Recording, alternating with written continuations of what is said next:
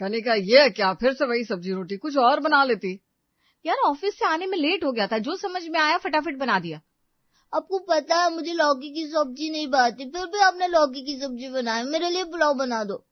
मुन्नू, रात के 9 बज रहे हैं, मुझे सारा दिन ऑफिस में काम करते करते बहुत थकान हो जाती है। अब मैं कुछ नहीं बना पाऊंगी, तुम नमकीन के साथ खाना खा लो। यार अभी गांव होता ना तो गरम गरम पराठे मिलते और ऊपर से सफेद मक्खन और रायता। मुन्नू के मुंह में पानी आ गया और कनिका के चेहरे पर हंसी। वो मुस्कुराते हुए मुन्नू से बोली, इस वीकेंड पक्का तुम्हारे लिए गरम गरम आलू के पराठे और वेजिटेबल रायता बनाऊंगी। आलू के पराठे नहीं, गर्मा गर्म समोसे और पूरी। हाँ भाई, वो सब कुछ जो तुम कहोगे। ओके। मुनिका अपने बेटे को अपने हाथ से खाना खिलाने लगी। अपनी मम्मी से प्रॉमिस लेकर मुन्नू तो बहुत खुश था, मगर कनिका मन ही मन सोच रही थी, शहर में आकर उसने और रवि ने पैसे तो बहुत कमाए, मगर छोटी छोटी खुशियों को मिस कर दिया। रात में मुन्नू का होमवर्क करने के बाद वो जैसे ही अपने बेडरूम में गई तो उसने देखा रवि परेशान दिख रहा था। क्या हुआ रवि, परेशान दिख रहे हो?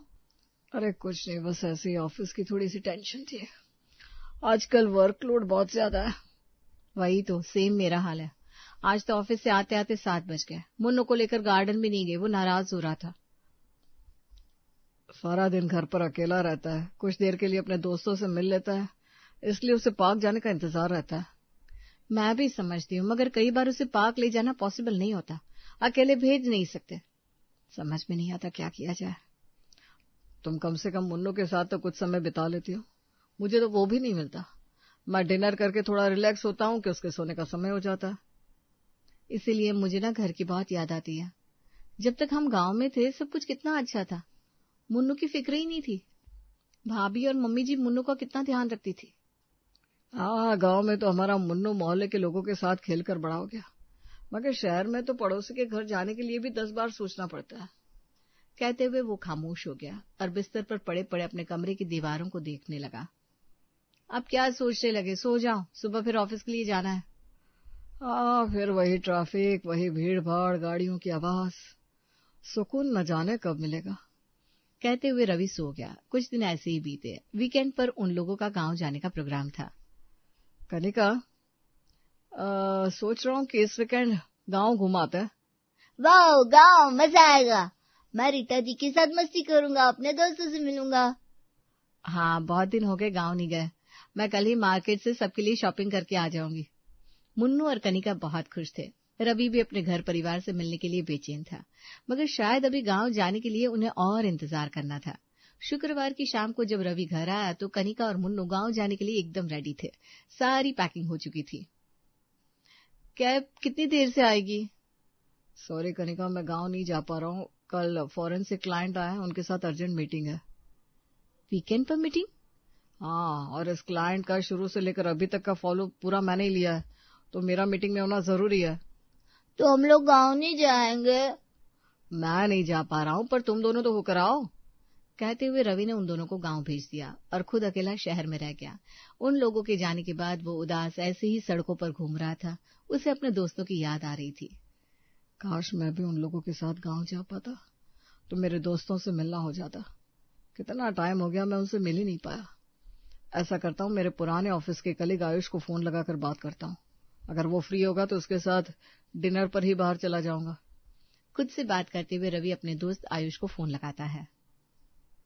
और आयुष, कैसे हो? मैं बढ़िया, तुम कैसे हो? बहुत दिनों बाद याद आई। कुछ नहीं, कनिका और मुन्नू दोनों गांव गए। मैं घर पर अकेला था तो सोचा तुम्हें फोन कर लेता हूँ। यदि फ्री हो तो साथ में डिनर करते हैं। हम लोगों को मिले बहुत टाइम हो गया यार, पर सॉरी मैं नहीं आ पाऊंगा। तुम्हें तो पता है लॉन्ग वीकेंड है, तो मैं फैमिली के साथ शहर के बाहर हूँ। अरे वाह वाह, एंजॉय एंजॉय। शहर की भाग दौड़ में फैमिली टाइम मुश्किल से मिल पाता है। काश मैं भी इस वक्त गांव में होता तो अपने दोस्त के साथ समय बिता रहा होता। एक तरफ जहां रवि शहर में अकेला रह गया था, वहीं कनिका और मुन्नू गांव पहुंचकर बहुत खुश थे। टीटा जी, मैं देखो आपके लिए क्या लेकर आया, हंसने वाली गुड़िया। और मेरा बेटा मेरे लिए क्या लेकर आया है? मैं तो कुछ नहीं लाया आपके लिए। कहते वो कनिका की तरफ देखने लगा तो उसके चेहरे पर स्माइल आ गई। उसने अपने बैग में से एक शॉल निकालकर सासू माँ को दी। अरे इसकी क्या जरूरत थी बेटा? दीदी चलो बाहर चलते हैं, अपने सारे दोस्तों को आपकी ये गुड़िया दिखाएंगे। कहते हुए मुन्नू अपनी बहन के साथ बाहर चला गया। कनिका खुश थी क्योंकि उसे गांव में हर वक्त उसके पीछे पीछे नहीं जाना पड़ता था। अरे बहू, क्या सोच रही हो? यही कि यहाँ सब अपने हैं, बच्चों की जरा भी फिक्र नहीं है। वहीं शहर में हर वक्त बच्चों का ध्यान रखना होता है। वो तो है बेटा, यहाँ सब अपने ही लोग हैं। गांव का बच्चा सबका बच्चा रहता है। रवि भी आ जाता तो कितना अच्छा होता ना। वे लोग बात कर रहे थे कि मुन्नू और रीटा भी बाहर से वापस आ गए। कनिका की सास और जिठानी ने सबके लिए गर्मा गर्म खाना लगाया। वाह, आलू के पराठे। बड़ी माँ, मुझे थोड़ा सा सफेद मक्खन दो ना। हाँ हाँ, क्यों नहीं, ले आराम से खाना खा। कहते हुए उन्होंने दोनों बच्चों की थाली के साथ साथ कनिका की थाली में भी मक्खन रख दिया। अरे माँ जी, मुझे नहीं चाहिए, बच्चों को दे दो बस। क्या नहीं चाहिए? देख तो कैसी दुबली हो गई है। घर और ऑफिस दोनों जगह मेहनत करती है, अच्छे से खाया पिया कर। माँ जी, कितनी ही कोशिश कर लूं, खाने में वो स्वाद आता ही नहीं जो यहाँ गांव के खाने में मिलता है। वे लोग बातें करते हुए आंगन में खाट पर ही सो गए। आंगन में तारों की छांव में उसे बहुत ही अच्छी नींद आई। अगली सुबह जब चिड़ियों की आवाज से उसकी नींद खुली तो वो खुद को बहुत ही फ्रेश फील कर रही थी। खुले आंगन की ठंडी हवा का मुकाबला तो एसी की हवा भी नहीं कर सकती। कितना सुकून मिलता है तारों की छांव में सोने में। खुद से ही बातें करते हुए वो किचन में पहुंची और जेठानी के साथ मिलकर सभी के लिए चाय नाश्ते की तैयारी करने लगी। अरे वाह, इतनी जल्दी सारी तैयारी हो गई? हाँ, जेठानी जी और मैंने मिलकर फटाफट काम कर लिया। आज मुझे वापस भी जाना है। रवि वहाँ शहर में अकेले है ना। इतनी जल्दी जाने की तैयारी? अभी तो मुन्नू से जी भर के बातें भी नहीं की। हम लोग जल्दी ही वापस आएंगे। ये सुनकर कनिका की सास उदास हो गई, मगर मुन्नू ने उनके कान में कुछ कहा तो उनके चेहरे पर हंसी आ गई। उन्होंने ढेर सारा सामान कनिका के साथ रखने को इकट्ठा कर लिया। कनिका मुन्नू के साथ शहर लौट आई थी। शाम में रवि घर आया तो लोगों को देखकर खुश हो गया। अरे वाह, तुम लोग आ गए, मुझे तो लगा था कल आओगे। वो मम्मी का आपके बिना मन नहीं लगा। कहते हुए वो हंसने लगा तो रवि ने भी उसे गले से लगा लिया। तभी उसे खाने की बहुत अच्छी खुशबू आई। अरे कनिका, आते ही किचन में लग गई। खाने में क्या बना रही हो? बहुत अच्छी खुशबू आ रही है। नहीं तो किचन में तो कुछ नहीं बना रही हूँ, मैं तो यहाँ खड़ी हूँ। तो किचन में कौन है? जाकर देख लो। कनिका के कहने पर रवि किचन में गया तो वहां पर उसकी माँ खड़ी थी। उन्हें देखते ही रवि बहुत खुश हो गया। वे रवि को सरप्राइज देने और उनकी गृहस्थी देखने के लिए शहर आई थी। कनिका, तुमने बताया नहीं माँ भी आई है। ये मुन्नू का आइडिया था। बस तुम लोगों की गृहस्थी देखने के लिए आ गई। तो बताओ, कैसा लगा आपको हमारा घर? लाला, बाकी सब तो ठीक है, मगर तुम लोग इतने छोटे से घर में रहते हो। इससे बड़ा तो हमारे घर का आंगन है। माँ, शहर में 4 BHK घर होना बहुत बड़ी बात है। शहर में ऐसा घर बहुत कम लोगों के पास होता है। इसमें बड़ा क्या है, ना आंगन है ना खुद की छत, हवा में लटका हुआ घर। हाँ माँ, गांव में तो अपनी मिट्टी अपना आंगन होता है, मगर शहर में सब कुछ होने के बावजूद अधूरापन जरूर रहता है। कोई बात नहीं, तू शहर में खुश है, यही मेरे लिए सबसे बड़ी बात है। अधूरापन तो हर जगह है। कोई भी चीज हो, इंसान परिपूर्ण कभी नहीं होता। अरे आप लोग यहाँ दरवाजे पर ही खड़े सारी बातें कर लोगे या घर के अंदर भी चलोगे? माँ जी, मैंने आपके लिए गर्मा गर्म मूंग दाल के भजिए और सौंठ डाल की खट्टी मीठी चटनी बनाई है। अब जब तक रवि की माँ शहर में रही, कनिका और रवि का बहुत ध्यान रखती। कनिका भी मुन्नू की तरफ से निश्चिंत हो गई थी, मगर कुछ दिनों के बाद जब उनके जाने का समय आया तो रवि और कनिका दोनों उदास हो गए। आप इतनी जल्दी जा रहे हो? अभी अभी तो आए थे। अरे बेटा, जाना होगा, गांव में भी तो कुछ जिम्मेदारियां हैं। मगर दादी, अब दोबारा जल्दी वापस आओगे ना? अरे जब तुम बुलाओगे तुम्हारी दादी दौड़ी चली आएगी। कहते हुए उन्होंने मुन्नू को प्यार किया और गांव के लिए निकल गई। कुछ दिन ऐसे ही बीते। शहर में सब कुछ था, मगर कहीं ना कहीं रवि के मन में खालीपन था। रवि, तुम कुछ दिन के लिए ऑफिस से ब्रेक क्यों नहीं ले लेते? तुम जानती हो ये संभव नहीं है। अभी बहुत सारी जिम्मेदारी है, होम लोन, मुन्नू की पढ़ाई और गांव की भी जिम्मेदारी है। वरना मैं भी ब्रेक लेकर कुछ दिन गांव जाना चाहता हूँ। वो तो है, जो सुकून गांव की रोटी में है ना, वो शहर में नहीं है। मगर उस रोटी पर लगने वाला घी शहर में आकर ही संभव हो सकता है। ऐसे ही कुछ दिन और बीते। फिर एक दिन उसके भाई का फोन आया। राज, माँ की तबीयत ठीक नहीं है, उन्हें पास के गांव में अस्पताल में एडमिट किया है। कुछ दवाइयाँ चाहिए, शहर में वो दवाइयाँ मिल जाएगी क्या? हाँ हाँ, क्यों नहीं, आप मुझे पर्चा भेज दीजिए, मैं कहीं से भी दवाइयाँ ढूंढकर आज ही वो दवाइयाँ भेज दूंगा। तुम दवाई तो भेज दोगे, मगर माँ से मिलने आ जाते तो अच्छा रहता। अब मैं आने की कोशिश करता हूँ।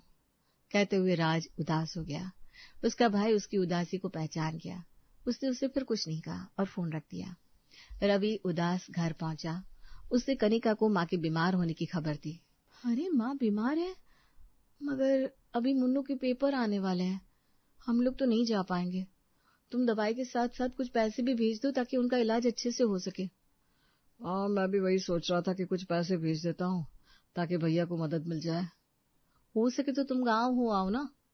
अगले दिन रवि ऑफिस गया और वहां पर अपनी छुट्टी की बात करी, मगर कंपनी में उसके लिए सैंक्शन नहीं हुई। अरे रवि बाबू, यदि आप अभी छुट्टी ले लेंगे तो कंपनी का काम कौन देखेगा? सर बस कुछ दिनों की बात है, 3-4 दिन में लौट आऊंगा। नहीं, अभी कंपनी को जो एक खास प्रोजेक्ट मिला हुआ है उसके लिए कुछ इंजीनियर आपके अंडर में ही काम कर रहे हैं। मगर ये प्रोजेक्ट तो 3 महीने लंबा है और मेरी माँ की तबीयत ठीक नहीं है, वो अस्पताल में एडमिट है। मैं आपकी मजबूरी समझ सकता हूँ, मगर आप भी मेरी मजबूरी समझे। यदि आपको पैसों की जरूरत है तो मैं आपको पैसे से मदद कर सकता हूँ, मगर छुट्टी तो नहीं दे पाऊंगा। रवि चाहकर भी गांव नहीं जा पाया। उसने पैसे से तो मदद कर दी, मगर अपनी माँ से मिलने की कसक बाकी थी।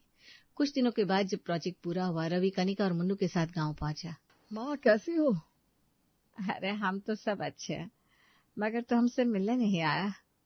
माँ मेरी कुछ मजबूरियां थी और हमने भी यमराज को मजबूर कर दिया कि जब तक हम हमारे बेटे को ना मिल ले हमें लेकर मत जाना।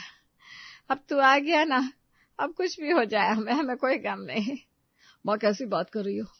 यदि अब एक बार भी मुझे छोड़कर जाने की बात करी ना तो हम हमेशा यही तुम्हारे पास रहेंगे। इतना बड़ा हो गया मगर बच्चों की तरह जिद करता है। चाहे कितने भी बड़े हो जाए, तुम्हारे लिए तो बच्चे ही रहेंगे ना माँ।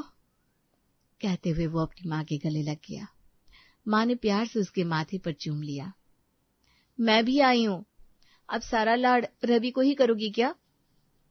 मेरे लिए तो जैसा राज वैसी तू, गले लग जा। रवि की माँ उन दोनों को देखकर बहुत खुश हुई। अगले दिन उठकर वो खुद के काम खुद करने लगी तो भाई हंसते हुए बोला, रवि, जो डॉक्टर की दवाई नहीं कर पाई वो तेरे आने से हो गया। माँ तो अब बिल्कुल ठीक लग रही है। सब बड़ी बहू और तेरी मेहनत का नतीजा है। तुम दोनों ने मेरी इतनी सेवा की है कि मुझे ठीक होना ही था। सच में भाई, मैं तो माँ के पास आ ही नहीं पाया। आप दोनों ने उनका बहुत ध्यान रखा। अरे वो तो हमारा फर्ज था। चल बातें बहुत हो गई, हम लोग खेत में घूमकर आते हैं। कहते हुए उसने अपनी पत्नी को खाना तैयार करने के लिए कहा और रवि को लेकर खेत पर चला गया। कुछ देर बाद जब वो लोग खेत से घूमकर आए तो रवि के चेहरे पर अलग ही खुशी थी। सच में गांव की मिट्टी की खुशबू, गांव की हवा कितनी अच्छी होती है। इंसान की सेहत तो अपने आप बन जाए। ये बात तो है, गांव की हवा में शहर की तरह धूल मिट्टी और पोल्यूशन नहीं होता। अब तुम दोनों बातें ही करोगे या खाना भी खाओगे? रवि, आज माजी और भाभी ने मिलकर तुम्हारे लिए चूल्हे पर खाना बनाया है। राज को चूल्हे का बना हुआ खाना पसंद है ना। कहते हुए उन्होंने थाली लगाई। दाल भात चोखा और बाजरे का रोटला। बरसों बाद रवि ने गांव का देसी खाना खाया था। माँ पेट भर गया मगर मन नहीं भरा। इन रोटियों में तो अलग ही स्वाद है। अरे ये स्वाद तो माँ के हाथ का और जन्मभूमि की मिट्टी पानी का है। सभी को अपनी माँ के हाथ का खाना पसंद है। हाँ वो तो है। देखो आप अपने बच्चों की खुशी के लिए सुबह से काम में लगी हुई है, जरा भी आराम नहीं है। शहर में भी तो तुम सुबह से लेकर शाम तक भागती रहती हो। बस यहाँ की भाग दौड़ में सुकून है और वहाँ की भाग दौड़ में थकान। मगर वहाँ की थकान में भी आत्म संतुष्टि है कि हाथ में पैसे मिलते हैं। यहाँ तो बिना पैसे के ही आप लोग मेहनत कर रहे हो। ऐसा नहीं है बेटा, घर परिवार की देखभाल अच्छे से हो जाए तो और हमें क्या चाहिए। अरे आप लोग भी क्या डिस्कशन लेकर बैठ गए माँ, मुझे खाना तो बहुत भूख लग रही है। कनिका, उसकी सास और जिठानी ने मिलकर सब लोगों को खाना खिलाया। फिर उन लोगों ने खाना खाया। जैसे ही उन लोगों का खाना खत्म हुआ लाइट चली गई। अब अंधेरे में क्या करेंगे? शिट, यहाँ तो मोबाइल में नेटवर्क भी नहीं है। अरे परेशान मत हो, कुछ देर में लाइट आ जाएगी। चल मेरे साथ आंगन में चल, तुझे गांव में बिना मोबाइल के जीना सिखाती हूँ। कहते हुए अपनी दोनों बहू और बच्चों के साथ वो आंगन में आ गई। आज पड़ोस की कुछ बहुएं भी आंगन में बैठी हुई थी। उन्होंने सबको अपने आंगन में बुलाया। ये लोग शहर से बहुत दिनों के बाद आए हैं, इसी खुशी में चलो कुछ गाना बजाना करते हैं। जैसे ही उन्होंने आस पड़ोस की लेडीज को कहा, कोई ढोलक लेकर आ गई तो कोई मंजीरा। फिर तो उन लोगों ने जो नाच गाने की महफिल लगाई, किसी को होश ही नहीं रहा कि कब लाइट आ गई। सब लोग नाचने गाने में व्यस्त थे। अरे चलो बहुत हुआ, रात के 10 बज गए, तुम लोग भी जाकर सो जाओ, सुबह उठकर अपने अपने काम धंधे में लगना है। नहीं माँ जी, थोड़ी देर और। अरे अभी तू कहाँ जा रही है? अभी तो तू यहाँ है ना, कल फिर महफिल जमा लेंगे। वे लोग चले गए। उनके जाने के बाद सब लोग सोने लगे तो रवि ने अपना बिस्तर आंगन में लगा लिया। सारी रात आसमान से चांद की रोशनी बरस रही थी और आंगन के नीम की ठंडी हवा में कनिका को भी तुरंत ही नींद आ गई। अगली सुबह पक्षियों की चहचहाट से खुली। अरे आज तो तुम सुबह बहुत देर से उठी। बड़े दिनों के बाद सुकून की नींद आई। ऐसा लगा अपनी माँ की गोद में सो रही हूँ। बेटा, गांव और शहर दोनों की अपनी अपनी अच्छाइयां और कमियां हैं। गांव हमें जड़ें देता है और शहर पंख। जड़ और पंख दोनों मिले तभी जीवन पूरा होता है। माँ जी, अब मुझे समझ में आ गया कि गांव की मिट्टी का स्वाद और शहर की सुविधाओं का मेल ही असली सुख है। रवि, वो क्या कहते हो तुम? गांव की रोटी, शहर का घी। बिल्कुल सही है। और नहीं तो क्या, दोनों के बीच तालमेल बिठाना ही तो जिंदगी है। शहर में सब कुछ है, मगर मैं वहां पर हमेशा माँ को, अपने परिवार को मिस करता हूँ। जब माँ की तबीयत खराब थी तो भी मैं नहीं आ पाया। भैया, आप यहाँ पर अकेले पड़ गए। ऐसा नहीं है, मैंने यहाँ पर माँ की सेवा की तो तूने पैसों से मदद कर दी। पैसे से उनका अच्छे हॉस्पिटल में इलाज हो गया और माँ बिल्कुल स्वस्थ हो गई। यदि तू भी मेरे साथ गांव में रहता तो हम इतने पैसों का बंदोबस्त नहीं कर पाते। वे लोग बातें कर रहे थे, तभी रवि का दोस्त आ गया जो वहीं गांव में रहता था। मनीष, अरे यार, मैंने तुझे बहुत मिस किया। मिस तो हमने भी तुझे किया, मगर अब तुझे अच्छी नौकरी मिल गई, उसकी ज्यादा खुशी थी। यहाँ गांव में तेरे लिए ज्यादा कुछ नहीं था। मगर इन सब के पीछे मैंने बहुत कुछ खोया है दोस्त। मगर असली सुख तू यहीं पर है। रवि, असली सुख सुविधा में नहीं, मन की शांति में। गांव और शहर दोनों की अपनी अपनी अच्छाइयां और कमियां हैं। जरूरी यह है कि हम जहाँ रहें वहाँ इंसानियत और संतोष बनाए रखें। बेटा, शहर इंसान के सपने पूरा करता है, पर गांव उसे अपनी जड़ों से जोड़कर रखता है। और जो इंसान जड़ों से जुड़कर अपने सपने पूरा करता है, वो कभी भी नहीं हारता। अब मुझे समझ में आ गया था कि अपने और अपने परिवार के सपने पूरे करने के लिए शहर में रहना होगा और खुद के सुकून के लिए अपनी जड़ों से भी जुड़ा रहना होगा।